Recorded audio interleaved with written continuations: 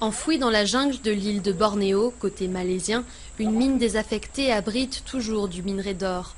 Depuis la flambée des prix du métal jaune, de nombreux travailleurs s'y aventurent de façon clandestine. Vous y allez et vous cherchez un endroit où travailler. Tout le monde joue des coudes pour trouver une place. Parfois, il y a trop de gens et plus du tout d'espace, alors vous finissez les mains vides. Ici, le site est plutôt bien. Un groupe minier possède la licence d'exploitation de la mine qu'il prévoit de réouvrir et agrandir. D'après lui, cette zone contient plus de 70 000 kilos d'or. Un trésor que ces mineurs clandestins seraient en train de voler tout en risquant leur vie. Car ces hommes prennent peu de mesures de sécurité et plusieurs d'entre eux ont perdu la vie dans des tunnels instables. On ne s'inquiète pas tant pour la quantité d'or qu'ils peuvent nous prendre que pour leur sécurité. C'est extrêmement dangereux. Ils n'ont aucune expérience dans les mines et ne savent pas comment se protéger quand ils sont sous terre.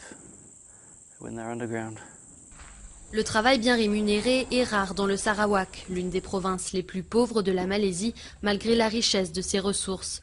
Les mineurs disent qu'il leur suffit de 3 voyages sous terre pour gagner l'équivalent d'1 mois de salaire ouvrier.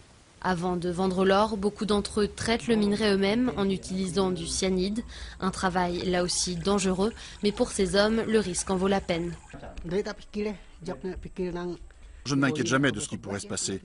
Vous pouvez mourir n'importe où, même si vous restez chez vous. Je prie simplement pour qu'il ne m'arrive rien. Le groupe minier intensifie ses mesures de sécurité dans la région, mais assure qu'il est impossible de contrôler une mine au beau milieu de la jungle.